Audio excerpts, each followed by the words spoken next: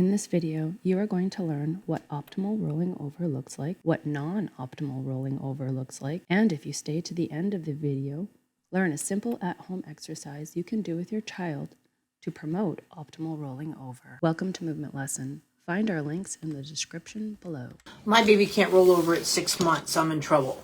At 6 months old, we should have independent sitting. We should have grabbing your feet. The missing of milestones is really starting to become apparent. Rolling over should be that I see an object, I'm there, I'm trying to reach it, my head is up, and then bam, I roll over, and I can come back, right? And that's why it should be no big deal to go from tummy time to back, because they just roll over like that. I hear it.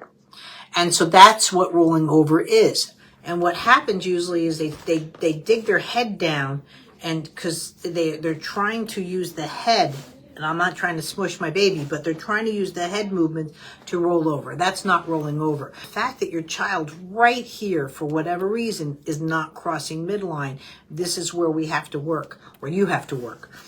You're going to go do the rolling over course. I'd like you to do the fast start course, because there's going to be things that you see even in tummy time that were missed, rolling over that were missed, and then going into you haven't grabbed your feet and you don't have independent sitting.